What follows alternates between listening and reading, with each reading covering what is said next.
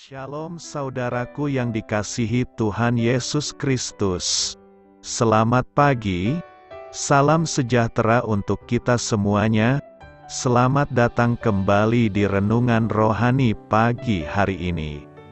Semoga saudara yang terkasih dalam keadaan sehat selalu, kiranya damai dan sukacita Roh Kudus melimpah di dalam hati dan pikiran saudara saat ini.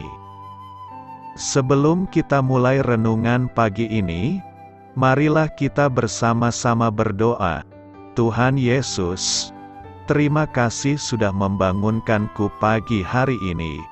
Terima kasih atas penyertaan dan perlindungan Tuhan. Semua karena karunia Tuhan aku dapat bangun dengan pagi hari ini. Aku menyerahkan seluruh aktivitasku hari ini ke dalam kuasa tangan Tuhan. Jauhkanku dari yang jahat, ya Tuhan.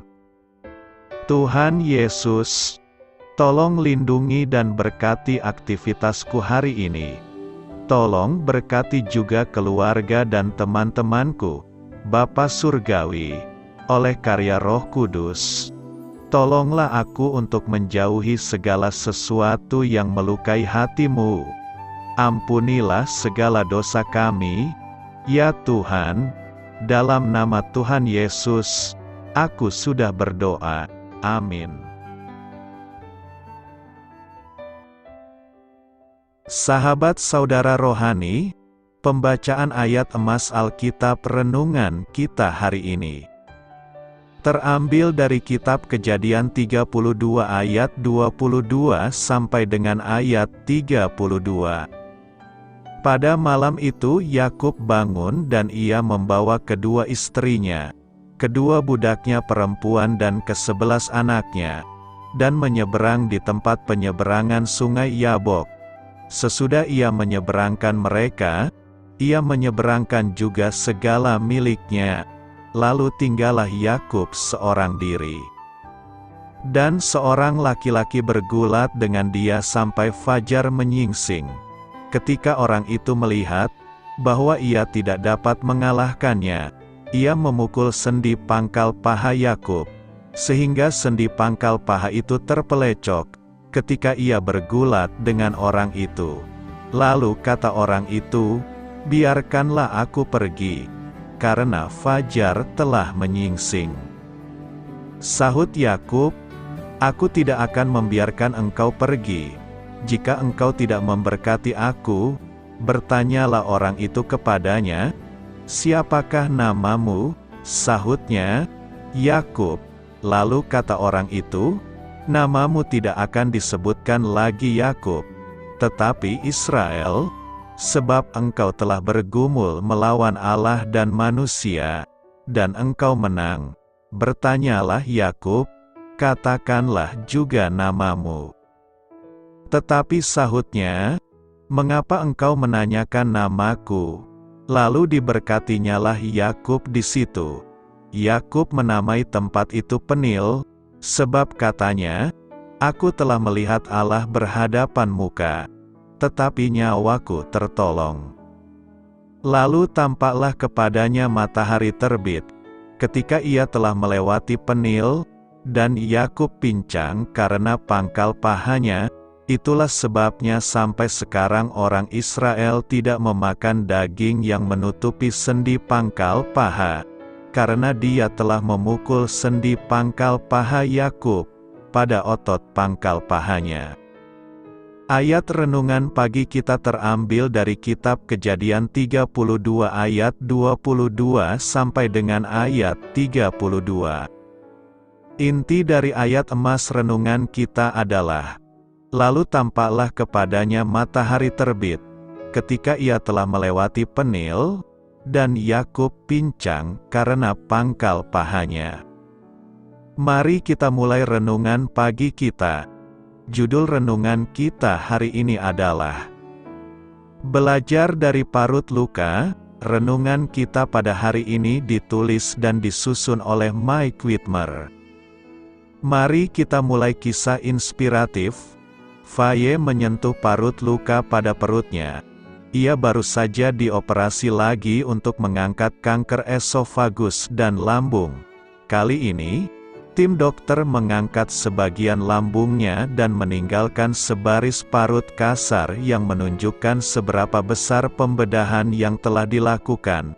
Ia berkata kepada suaminya, "Parut bisa melambangkan rasa sakit dari kanker, atau sebaliknya awal dari kesembuhan. Aku memilih parutku menjadi simbol kesembuhan." Yakub menghadapi pilihan serupa setelah semalaman bergulat dengan Allah. Dalam pergulatan itu, Allah memukul sendi pangkal paha Yakub, lalu membiarkan Yakub kelelahan dan menjadi pincang. Saya bertanya-tanya dalam hati, apa gerangan yang ada dalam pikiran Yakub saat ia memijat-mijat pangkal pahanya berbulan-bulan kemudian? Apakah ia menyesali tahun-tahun hidupnya yang penuh tipu muslihat, yang berpuncak pada pergulatan yang menentukan itu? Utusan ilahi tersebut berjuang keras untuk menyingkapkan kebenaran dari diri Yakub, dan menolak memberkati Yakub sampai ia menyadari siapa dirinya. Yakub pun mengaku bahwa ia adalah seseorang yang penuh tipu daya sejak lahirnya. Ia telah memperdaya saudaranya Esau dan ayah mertuanya Laban, dengan menjebak mereka demi mendapat keuntungan. Sosok yang bergulat dengan Yakub berkata bahwa namanya sekarang menjadi Israel, sebab engkau telah bergumul melawan Allah dan manusia, dan engkau menang. Kepincangan Yakub melambangkan kematian dari hidup lamanya yang penuh tipu muslihat, sekaligus awal dari hidup barunya bersama Allah. Akhir dari Yakub dan awal dari Israel. Kepincangan itu membuatnya bersandar pada Allah, yang kini bergerak dengan dahsyat di dalam dan melalui diri Yakub. Marilah kita renungkan di dalam hati kita, parut luka rohani, apa yang Anda miliki?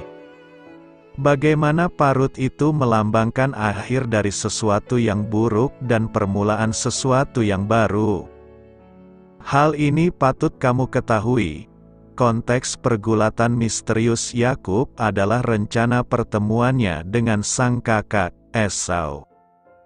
Karena tipu daya Yakub di masa lampau, ia takut Esau akan menyerang dirinya dan keluarganya. Tidak lama kemudian, seorang laki-laki bergulat dengan dia sampai fajar menyingsing.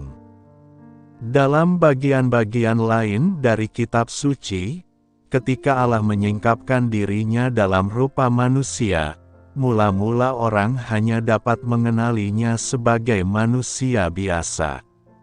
Namun, menjelang fajar, Yakub tampaknya mulai menyadari bahwa orang asing itu lebih daripada manusia biasa, maka ia pun tidak mau melepaskan orang itu, dengan harapan akan diberkati. Apa maksudnya Yakub bergumul dengan Tuhan? Dalam pertandingan gulat sepanjang malam, lawannya adalah manusia yang menyebut dirinya sebagai Tuhan. Belakangan, Yakub juga menyebut pria yang bergumul dengannya sebagai Tuhan. Keesokan paginya, berkat Tuhan terhadap Yakub terlihat jelas. Esau, saudara yang ditakuti Yakub, menerimanya dengan senang hati, yang kemungkinan berarti dia berjuang melawan Allah.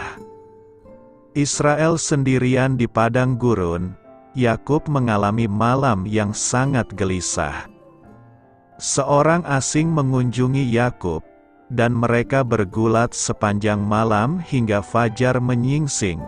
Dan pada saat itulah orang asing itu melumpuhkan Yakub dengan pukulan di pinggulnya. Meski begitu, Jacob tetap bertahan. Dia pasti tahu ada sesuatu yang supernatural pada orang asing ini.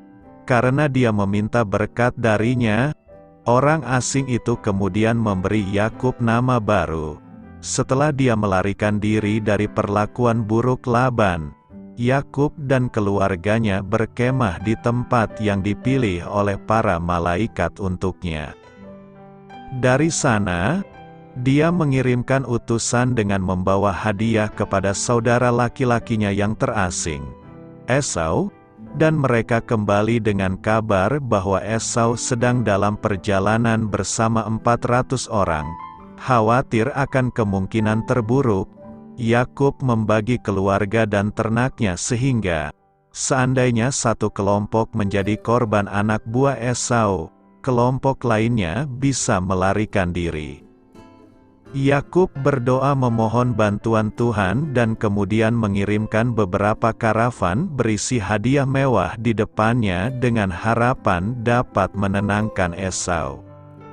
Akhirnya Yakub menyuruh istri dan anak-anaknya menyeberangi sungai Yabok beserta seluruh harta miliknya telah menipunya selama bertahun-tahun. Kedua istrinya mempunyai hubungan yang bermusuhan satu sama lain. Laban telah bersumpah untuk membunuhnya. Pamannya, Esau telah berjanji kepada Yakub bahwa melalui dia akan lahir suatu bangsa yang besar dan melaluinya seluruh dunia akan diberkati. Namun, Yakub adalah seorang pria yang penuh ketakutan dan kekhawatiran. Saudaranya, yang secara harafiah berarti penangkap tumit, dan memiliki arti orang yang mengikuti setelah menggantikan atau menipu Yakub. Pada akhirnya, Jacob melakukan apa yang kita semua harus lakukan. Dalam kelemahan dan ketakutannya, dia menghadap Tuhan. Yakub terpisah dari orang lain dan harta benda duniawinya, dan saat itulah dia bergulat sepanjang malam untuk mendapatkan hal yang benar-benar penting. Perjuangan yang melelahkan itulah yang membuatnya lumpuh. Hanya setelah dia bergumul dengan Tuhan dan menghentikan pergumulannya, menyadari bahwa dia tidak dapat hidup tanpa dia, barulah dia menerima berkat Tuhan. Bahkan Rasul Paulus pun mengalami keputusasaan dan ketakutan. Kami selalu diganggu, konflik di luar, ketakutan di dalam. Namun sebenarnya, Tuhan tidak ingin meninggalkan kita dengan pencobaan, ketakutan, dan perjuangan hidup kita. Apa yang kita pelajari dari konflik-konflik kita adalah bahwa Tuhan memberi kita anugerah ilahi yang sepadan. Dia datang kepada kita dan menyatakan dirinya kepada kita dalam pergumulan kita. Melalui dia kita dapat menerima kekuatan pertobatan dan transformasi, anugerah kebebasan, ketahanan, iman, dan keberanian. Dalam kisah Yakub, kita dapat dengan mudah mengenali unsur-unsur perjuangan kita sendiri, ketakutan, kegelapan, kesepian, kerentanan, kekosongan, kelelahan, dan rasa sakit dan kekalahan luar biasa. Frederick Buechner mencirikan perjumpaan ilahi Yakub di sungai Jabok sebagai kekalahan luar biasa jiwa manusia di tangan Tuhan. Aku tidak membiarkan engkau pergi jika tidak memberkati aku. Kejadian 32 ayat 26 berkata, lalu kata orang itu, biarkanlah aku pergi, karena fajar telah menyingsing. Sahut Yakub, aku tidak akan membiarkan engkau pergi, jika engkau tidak memberkati aku. Pernyataan Yakub ini sangat penting kita pelajari sebab, Yakub bergumul dan bergulat dengan Allah melalui malaikatnya. Dalam pergulatan itu, Yakub tidak mau membiarkan malaikat Allah itu pergi sebelum Allah memberkatinya. Dalam pergulatan itu, akhirnya Allah menerima permohonan Yakub dan memberkatinya. Ada beberapa hal yang membuat Tuhan dapat memberkati Yakub yang telah berganti nama menjadi Israel. Pertama, Yakub sendirian dengan Tuhan. Seringkali banyak orang tidak menyukai kondisinya saat ia sedang sendirian, jauh dari keramaian atau orang yang terdekat dengannya. Tetapi Allah memiliki pola yang unik untuk dapat memberkati kita.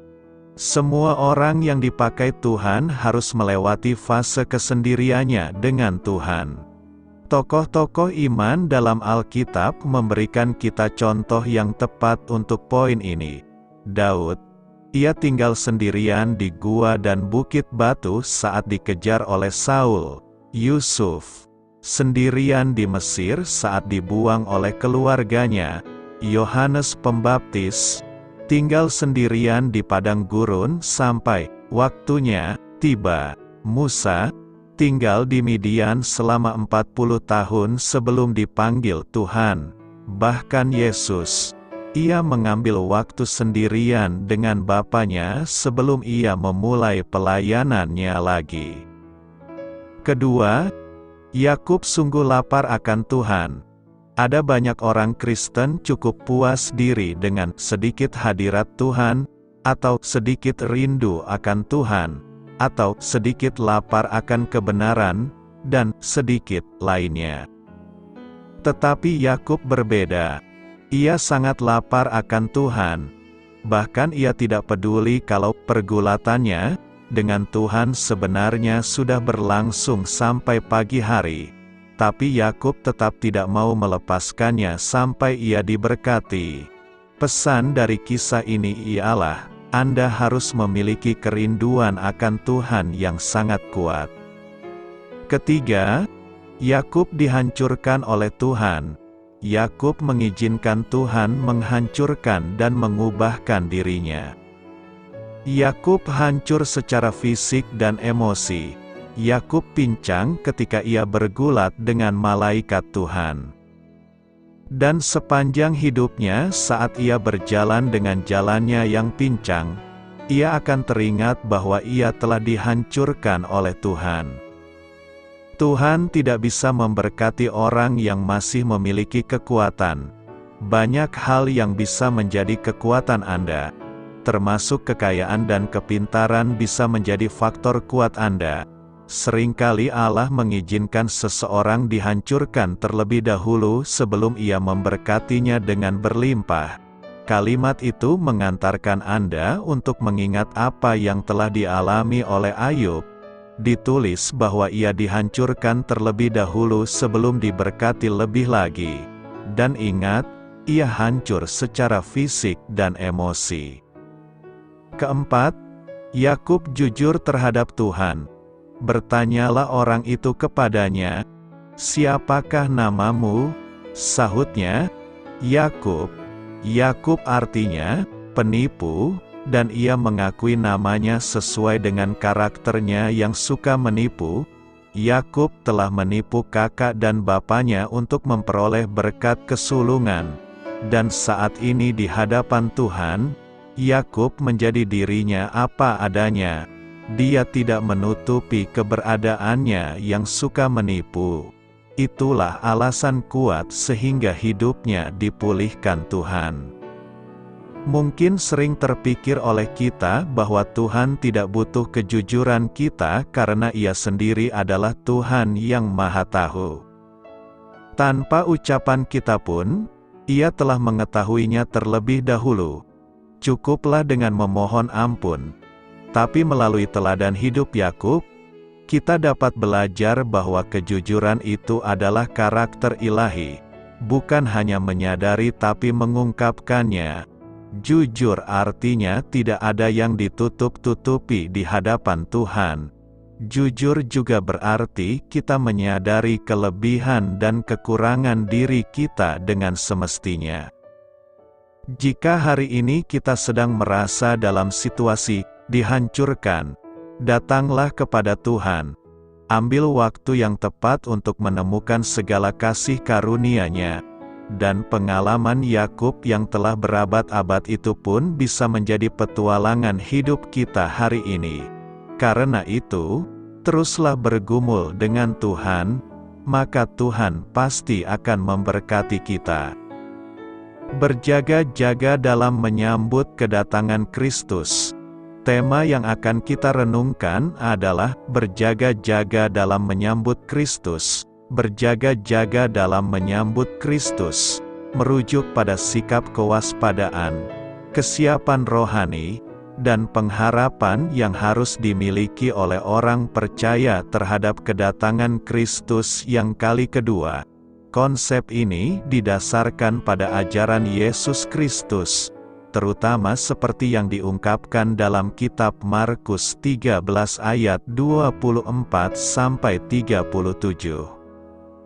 Jika kita mendalami teks, maka kita akan menemukan beberapa aspek yang mencakup arti dari berjaga-jaga dalam menyambut Kristus, yakni: pertama, pemahaman tanda-tanda kedatangan Kristus. Ini melibatkan pemahaman dan pemantauan terhadap tanda-tanda yang mungkin muncul sesuai dengan nubuat Alkitab. Orang percaya diundang untuk memperhatikan peristiwa-peristiwa di dunia dan membandingkannya dengan ajaran Alkitab mengenai kedatangan Kristus. Yesus memberikan serangkaian tanda-tanda yang akan terjadi sebelum kedatangannya yang kedua kali. Ini mencakup peristiwa-peristiwa besar seperti bencana alam, perang, dan ketidakstabilan di dunia. Tujuannya adalah agar para pengikutnya dapat mengenali waktu kedatangannya. Kedua, perumpamaan pohon ara. Yesus menggunakan perumpamaan tentang pohon ara yang mekar sebagai ilustrasi. Ketika cabang-cabang pohon ara mulai menunjukkan tanda-tanda musim panas, kita tahu bahwa waktu itu sudah dekat. Demikian juga, dengan melihat tanda-tanda yang dijelaskan Yesus, orang percaya dapat memahami bahwa kedatangannya semakin mendekat. Ketiga, kewaspadaan rohani. Ini mencakup kesadaran dan kesiapan spiritual terhadap realitas bahwa kedatangan Kristus dapat terjadi kapan saja. Orang percaya diingatkan untuk tetap terjaga dalam iman, berdoa, dan hidup dengan ketaatan kepada Allah. Keempat, kesiapan hidup yang kudus. Berjaga-jaga melibatkan hidup dalam kesucian dan ketaatan terhadap ajaran Alkitab. Orang percaya diingatkan untuk menjauhi dosa, memperbaiki hubungan dengan Tuhan, dan hidup sesuai dengan nilai-nilai Kristiani. Berdasarkan perikope khotbah Advent ini, kita belajar bagaimanakah ciri-ciri kedatangan Anak Manusia ke dunia ini berdasarkan kitab Markus 13 ayat 24-37. Kitab Markus 13 ayat 24-37 memberikan gambaran tentang ciri-ciri kedatangan Anak Manusia ke dunia pada saatnya yang kedua kalinya. Berikut adalah beberapa ciri-ciri yang dapat diidentifikasi dari teks tersebut. Pertama, gelap gulita dan tanda-tanda alam. Kitab Markus menyebutkan bahwa pada waktu itu, matahari akan menjadi gelap dan bulan tidak akan memberikan cahaya, bintang-bintang pun akan jatuh dari langit. Semua ini dapat dianggap sebagai tanda-tanda alam yang luar biasa dan menggemparkan. Kedua, kedatangan dengan kuasa dan kemuliaan. Yesus menjelaskan bahwa Anak Manusia akan datang dalam awan dengan kuasa dan kemuliaan besar. Ini adalah peristiwa yang luar biasa dan megah, menunjukkan kedatangannya sebagai Raja yang berdaulat. Ketiga, mengutus malaikat untuk mengumpulkan umatnya. Yesus menyebutkan bahwa Anak Manusia akan mengutus malaikatnya untuk mengumpulkan orang-orang pilihannya dari keempat penjuru angin, dari ujung bumi sampai ujung langit. Ini menunjukkan tindakan penyelamatan dan pengumpulan umatnya yang tersebar di seluruh dunia.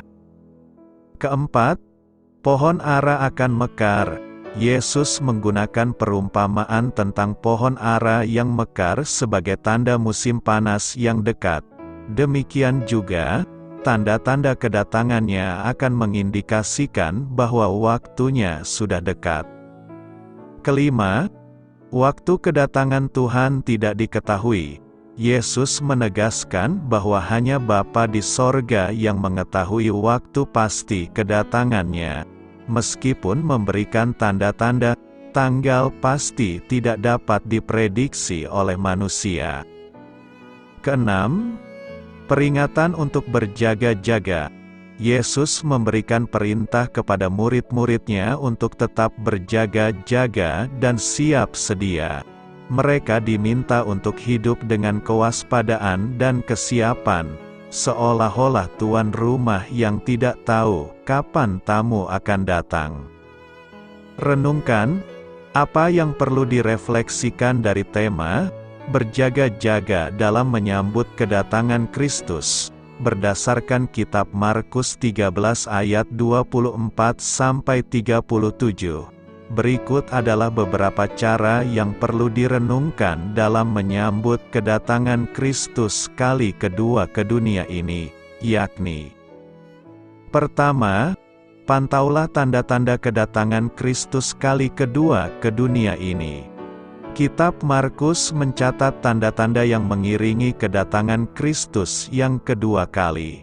Oleh karena itu, sebagai orang percaya, kita harus memahami dan memantau perkembangan dunia, melihat apakah ada tanda-tanda yang sesuai dengan nubuat Alkitab.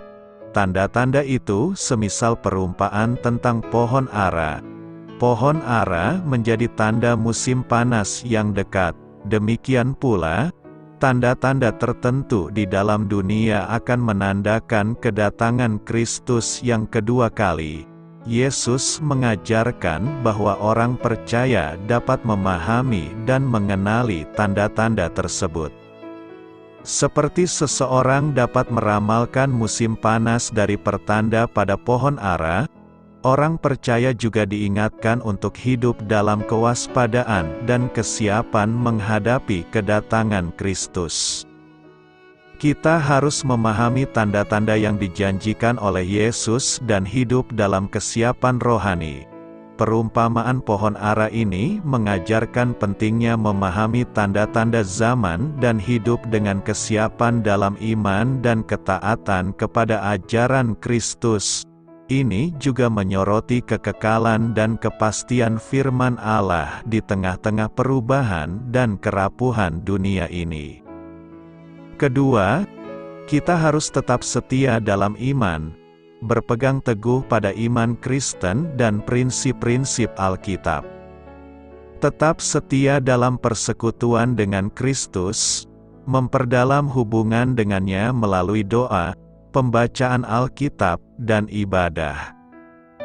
Frasa "kita harus tetap setia dalam iman" berarti kita harus waspada dan siap secara rohani. Yesus menyerukan kepada para murid untuk terus memperhatikan tanda-tanda dan menjaga kesiapan rohani.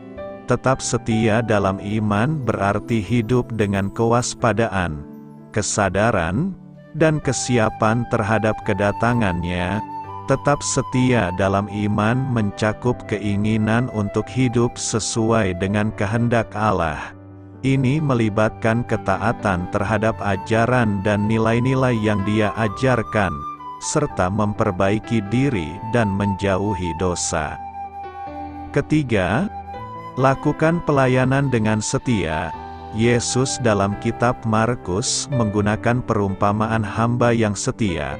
Orang percaya diingatkan untuk melakukan pelayanan dengan setia, menjalankan tugas dan tanggung jawab mereka dengan tekun dan kasih. Karena itu, mari berjaga-jaga menyambut kedatangan Kristus kali kedua ke dalam dunia ini. Apa yang dapat kita pelajari dari kehidupan Yakub?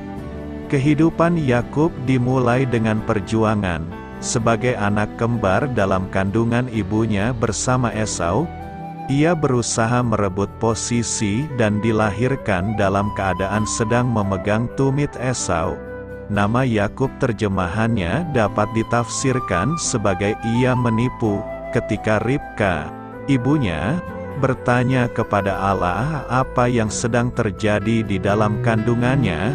Allah menjelaskan bahwa sedang ada dua bangsa di dalam kandungannya yang kelak akan berpisah. Salah satu akan lebih kuat, dan yang tua akan melayani yang muda. Yakub dan Esau tumbuh dalam kehidupan nomaden. Esau menjadi pemburu yang ahli dan suka berada di padang terbuka. Sedangkan Yakub, seorang yang tenang, yang suka tinggal di kemah. Esau, seorang pemburu, merupakan anak kesayangan ayahnya karena daging buruan yang ia bawakan pulang adalah kesukaan Ishak. Sebaliknya, Yakub adalah anak kesayangan ibunya. Sikap pilih kasih inilah yang akan menghantui generasi penerus keluarga itu, terutama dalam kaitannya dengan Yusuf, putra Yakub. Yakub begitu menyukai Yusuf sehingga menimbulkan iri hati di antara para anaknya yang lain, dan iri hati mereka hampir menyebabkan Yusuf meregang nyawa. Ketika Ishak sudah tua dan penglihatannya kabur, ia mengira ajal sudah dekat dan merencanakan pemberian berkat anak sulung pada Esau. Ketika mendengar rencana ini, Ribka bersiasat menipu Ishak supaya Yakub yang diberkati. Dengan demikian Yakub merebut berkat dari ayahnya. Atas penipuan itu, Esau bersumpah akan membunuh Yakub ketika masa berkabung atas kematian ayahnya berlalu. Namun yang terjadi, ayahnya masih hidup selama 20 tahun mendatang. Ribka menyadari dendam Esau dan menghimbau Yakub. Ribka meminta supaya Ishak mengutus Yakub mencari istri dari kaumnya sendiri, sehingga Ishak menyuruhnya pergi ke pamannya bernama Laban yang tinggal di kampung halamannya di Haran. Dalam perjalanan Yakub, ia bermimpi melihat sebuah tangga menuju ke surga di mana Allah berada di atas dan para malaikat sedang naik turun melaluinya. Gambar ini diulang oleh Yesus dalam ucapannya pada Natanael. Allah meyakinkan Yakub akan penyertaannya dan mengulangi janjinya yang ia beri pada Abraham. Dengan dasar pengalaman itu, Yakub menamai tempat itu Betel, yang berarti rumah Allah, dan ia bersumpah akan melayani Allah. Setelah Yakub berdiam di Haran, Laban menawarkan imbalan atas pekerjaannya menggembala kawanan ternaknya. Yakub membalas dengan tawaran jika ia bekerja untuk Laban selama 7 tahun, maka ia ingin menikahi Rahel, putri Laban, yang ia kasihi. Akan tetapi, di kemudian hari, Yakub bakal menyadari bahwa pamannya merupakan penipu sekaliber dirinya sendiri. Pada malam pernikahan Yakub, Laban menukarkan putri sulungnya, Lea, sebagai pengganti Rahel. Akhirnya Laban setuju memberi Rahel pula, setelah melewati masa pernikahan seminggu dengan Lea. Jika ia bersedia bekerja 7 tahun lagi lamanya, Yakub setuju dengan rencana itu.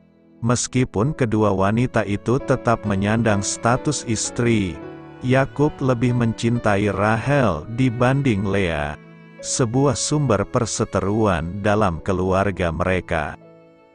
Rahel mandul, sedangkan Lea melahirkan putra pertama Yakub, Ruben. Kelahiran ini diikuti oleh kelahiran 11 putra lainnya dari Lea, Rahel, dan kedua hamba perempuan mereka. Putra-putra inilah yang menjadi leluhur ke-12 suku Israel. Setelah kelahiran Yusuf, anak pertama Rahel dan putra ke-11 Yakub, Yakub meminta supaya Laban melepaskannya kembali ke wilayahnya. Laban meminta Yakub tinggal dan meminta supaya Yakub menyebutkan upah yang diharapkan. Yakub hanya meminta kambing yang berbintik dan belang dari kawanan ternak Laban yang ia gembalakan. Tidak jelas mengapa hal itu terjadi.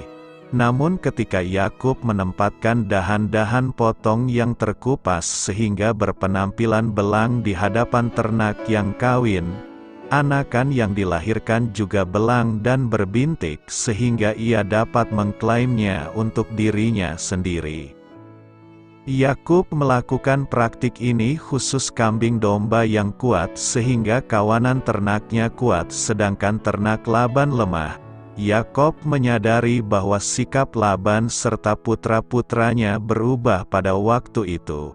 Pada waktu itu Allah memerintah supaya Yakub kembali ke tanah leluhurnya dengan memberinya janji, "Aku akan melindungi engkau."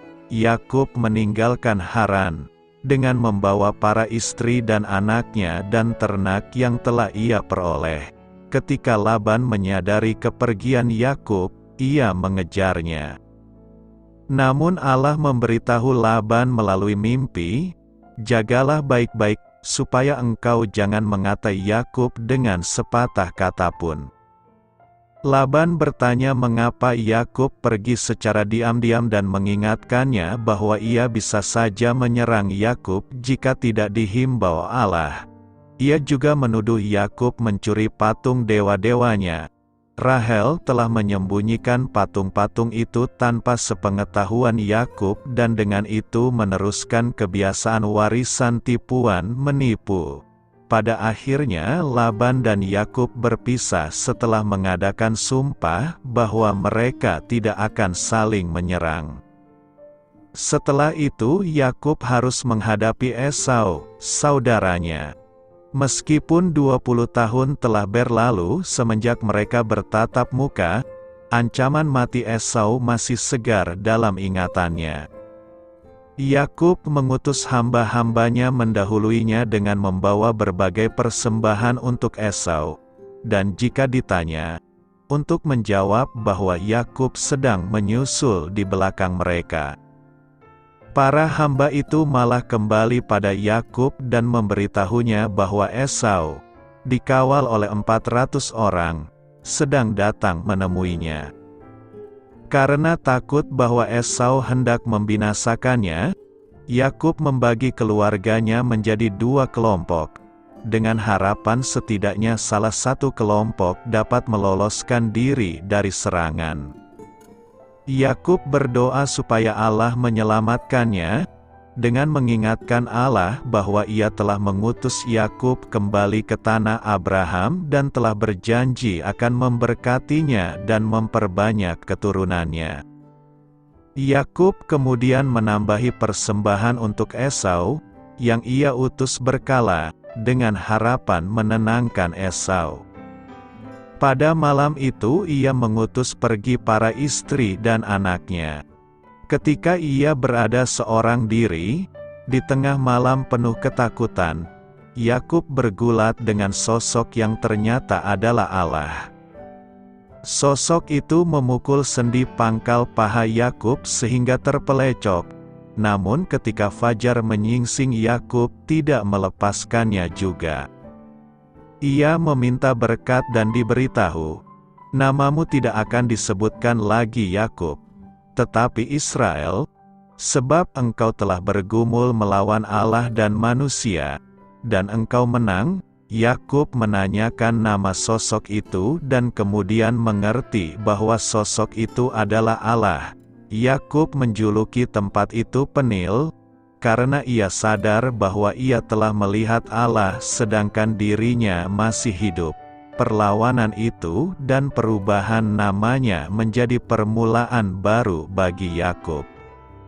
Reuni dengan Esau ternyata bukan serangan yang ia bayangkan, tetapi Esau berlari mendapatkan dia, didekapnya dia, dipeluk lehernya dan diciumnya dia, lalu bertangis-tangisanlah mereka. Esau menawarkan menemani Yakub dalam perjalanannya. Yakub menolak, dengan alasan ukuran rombongannya. Yakub juga menolak ketika Esau menawarkan pengawalan oleh kelompoknya. Sepertinya Yakub tidak sepenuhnya mempercayai Esau, dan oleh karena itu, daripada menemui Esau di Seir, Yakub membawa keluarganya melalui rute lain dan membeli tanah dan berdiam di atas tanah yang dijulukinya El Elohe Israel atau Allah Israel ialah Allah. Meskipun ia telah diberi nama baru, Yakub sang penipu masih waspada terhadap orang yang hendak menipunya. Dari sini kita mengamati bahwa penipu selalu curiga terhadap motivasi orang lain dan sulit melepaskan kesiagaan. Kejadian 34 merekam kisah tragis pemerkosaan putri tunggal Yakub bernama Dina, dan serangan balas dendam yang digencarkan saudaranya Simeon dan Lewi terhadap segenap komunitas pemerkosanya. Sekali lagi, kita mengamati bagaimana tipu muslihat warisan orang tua diturunkan pada anaknya, melalui cara mereka mengalahkan musuh mereka. Yakub marah atas perbuatan putra-putranya, dan dalam ketaatan terhadap Allah, memindahkan keluarganya kembali ke Betel, di mana Allah menampakkan diri kembali pada Yakub dan mengulangi berkat-Nya. Dalam pertemuan Yakub dengan Allah, ia menerima janji bahwa dari dia akan muncul raja-raja dan berbagai bangsa dan bahwa tanah yang Allah janjikan pada leluhurnya bakal menjadi warisannya. Yakub dan keluarganya kemudian pindah dari Betel ke Migdal Eder. Di tengah perjalanan, Rahel melahirkan putranya yang kedua, dan putra Yakub yang ke-12, Benyamin. Rahel mati dalam proses persalinan. Yakub bersatu kembali dengan ayahnya, Ishak, di Mamre. Ketika ayahnya meninggal, Yakub dan Esau menguburkannya. Tidak jauh berbeda dari ibunya, Yakub juga memihak pada sosok tertentu. Rahel adalah istri kesayangannya, dan anaknya dengan Rahel, Yusuf dan Benyamin, adalah anak kesayangannya. Yusuf sedemikian disayang sehingga para saudaranya yang lain iri hati terhadapnya dan menjualnya sebagai budak. Namun Allah menyertai Yusuf, dan akhirnya ia makmur di Mesir dan menyelamatkan keluarganya, termasuk Yakub, ketika paceklik melanda. Yakub meninggal di Mesir dan diawetkan dengan rempah-rempah sesuai perintah Yusuf. Yusuf beserta saudara-saudaranya membawa jasad Yakub kembali ke Kanaan dan dikuburkan di samping Abraham, Sarah, Ishak, Ribka, dan Lea. Sebelum ia meninggal, Yakub memberkati ke-12 putranya dan meminta supaya dirinya dikubur di gua yang telah dibeli oleh Abraham. Yakub juga memberkati kedua putra Yusuf, dengan memberi berkat anak sulung pada yang bungsu, lain daripada ayahnya yang tertipu dalam memberi berkat anak sulung pada Yakub. Secara sengaja Yakub menyilangkan tangannya untuk memberi berkat yang tidak umum itu. Kesamaan yang kita jumpai dalam kehidupan Abraham, Ishak, dan Yakub cukup jelas. Dalam kisah mereka kita melihat betapa pentingnya kekeluargaan dan pengaruh keteladanan. Tema seperti tipu muslihat, keberpihakan, konflik dalam keluarga, berkat yang tak disangka, pemulihan, dan iman mengalir di dalam naratif hidup mereka. Dalam sebagian besarnya, kita melihat bahwa Allah setia pada janjinya. Ia memilih menggenapi tujuan kerajaannya melalui orang-orang berdosa yang bersedia percaya padanya. Ia dapat membaharui orang-orang berdosa itu, dengan memberi Abram nama baru Abraham, Yakub dengan nama baru Israel, dan membuat orang yang percaya pada Yesus Kristus ciptaan baru. Meskipun kita masih bergumul dengan pola hidup yang berdosa, di dalam Kristus kita mendapatkan pengampunan dosa dan kemampuan untuk mengatasi dosa. Kita diundang untuk ikut serta dalam karya Allah di dalam dunia. Kita mempunyai nama yang baru dan kita pun dapat mempercayai janji-janji Allah, yang berulang kali membuktikan dirinya setia. Nama Yakub sebagai penipu, menandai sebagian besar hidup Yakub. Namun ia jugalah Israel, sosok yang menerima janji Allah yang tergenapi. Allah menampakkan diri pada Yakub, dan Yakub mempercayai janji Allah. Di tengah kegagalan Yakub, Allah memilihnya untuk menjadi pemimpin bangsa yang besar yang menyandang namanya sampai di hari ini. Meskipun demikian, kita tidak mengetahui banyak tentang sosok Yakub, yang berada di tengah berbagai peristiwa, dikelilingi oleh sosok-sosok penting lainnya. Yakub tidak dikenal oleh hikmatnya atau keberaniannya yang hebat, dan seolah-olah tampak bahwa Yakub hanyalah alat yang pasif di tangan Allah. Tapi itu anggapan salah. Meskipun kita tidak melakukan hal-hal yang besar bagi Allah, itu tidak berarti kita tidak penting bagi Allah. Kita perlu mempertimbangkan kehidupan Yakub dan mengingat bahwa di tengah kegagalan-kegagalan kita, Allah masih dapat dan bakal melibatkan kita dalam rancangannya. Doa saya menyertai saudara sekalian. Marilah kita menyampaikan doa syafaat. Ya Bapa, kepincanganku adalah tanda kasih-Mu. Amin. Sampaikan harapan dan permintaan saudara kepada Tuhan.